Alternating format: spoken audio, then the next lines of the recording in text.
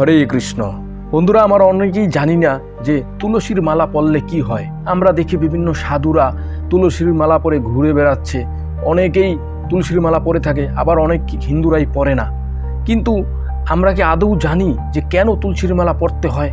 কেন এই তুলসীর মালা না পরলে কি হয়, বা এই তুলসীর মালা কেন পরে? আজকে আপনাদের বলবো এই তুলসীর মালা পরলে কি হয়, তুলসীর মালার উপকারিতা কি। শাস্ত্রে বলা আছে, যমখণ্ডে বলা আছে, স্বয়ং যমরাজ যিনি আমাদেরকে শাস্তি দেবেন, তিনি স্বয়ং তার দূতদের বলেছেন, হে প্রিয় দূতগণ, তোমরা যাও জগতে এই কথা ঘোষণা করো, যাদের কণ্ঠে তুলসীর মালা আছে, যারা তুলসীর মালা পরিধান করছে, তাদেরকে কখনোই, তারা যত পাপী থাকুক, তাদেরকে কখনোই আমার এই যমলোকে নিয়ে আসবেন না। কিন্তু যাদের গলায় তুলসীর মালা থাকবে না, তাদেরকে পিটাতে পিটাতে এই নরকে নিয়ে আসবে, আমি তাদেরকে নিজের হাতে শাস্তি প্রদান করব। বন্ধুরা, এই তুলসী দেবী হচ্ছেন স্বয়ং ভগবান শ্রীকৃষ্ণের প্রেয়সী। এর জন্য নিয়ম আছে, এই তুলসীর মালা পরিধান করলে ভগবান তাকে অত্যন্ত ভালোবাসেন। সেই তুলসীর মালা পরিধানকারী সেই ব্যক্তি ভগবানের অত্যন্ত প্রিয় হন। এর জন্য তুলসীর মালা পরলে তুলসী মহারানী আমাদেরকে কৃষ্ণ ভক্তি প্রদান করেন, যে ভক্তির ফলে আমরা কৃষ্ণ প্রেম লাভ করতে পারি।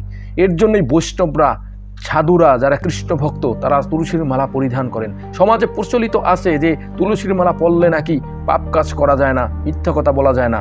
আসলে এগুলো হচ্ছে ফ্রড কথা, এগুলো ভুল কথা। এগুলো পুরাকালে ব্রাহ্মণরা নিজেদের ক্ষমতা ধরে রাখার জন্য নিচু জাতি, নিম্ন লেভেলের যারা ছিল, তাদেরকে ভুলভাল বুঝিয়ে রাখতো, যাতে তারা ধর্মকর্ম না করতে পারে এবং তারা যাতে সমাজে উন্নত না হতে পারে। এর জন্যই তারাই ভুলভাল বুঝিয়ে তাদেরকে বোকা বানিয়ে রাখতো। বন্ধুরা, শাস্ত্রে আছে যে তুলসীর মালা যদি আপনি পরেন, তাহলে আপনি কোনো দুঃস্বপ্ন দেখবেন না। আপনি যদি দুঃস্বপ্ন দেখেন, তাহলে আপনি আজই তুলসীর মালা পরিধান করুন। আপনাকে কখনো সাপে কামড়াবে না। আমরা সাপের ভয়তে মনসা পূজা করি, মনসা দেবীর পূজা করি। আপনাকে কোনো মনসা দেবীর পূজা করতে হবে না। আপনি তুলসীর মালা পরুন, আপনাকে কখনো সাপে কামড়াবে না। এমনকি আপনার কখনো অ্যাক্সিডেন্ট হবে না, এবং আপনাকে পিছন থেকে কেউ ছুরিয়াঘাত করবে না। তো আজই আপনি তুলসীর মালা পরুন। তুলসীর মালা পরলে আমরা তুলসী দেবীর কৃপা লাভ করব, এবং আমরা কৃষ্ণ প্রেম লাভ করব, আর আমাদের শরীর পবিত্র হয়ে যাবে, এবং আমরা স্বর্গলোকে গমন করব। আমরা পরবর্তী জন্মে মনুষ্য হয়ে জন্মগ্রহণ করব, আমাদের সমস্ত পাপ দূর হয়ে যাবে। এই তুলসীর মালা হচ্ছে অ্যান্টিবায়োটিক ওষুধের মতো। যখন আমাদের রোগ হয়, তখন আমরা ওষুধ খাই। ঠিক তেমনি আমরা এই পাপময় জীবন থেকে নিষ্কৃতি পেতে, মুক্তি লাভ করতে, কৃষ্ণ ভক্তি লাভ করতে তুলসীর মালা পরিধানের উপর দিয়ে আর কিছু নেই। সমস্ত শাস্ত্রে 18খানা পুরাণের 12খানা পুরাণে এই তুলসী মাহাত্ম্যের কথা বলা আছে।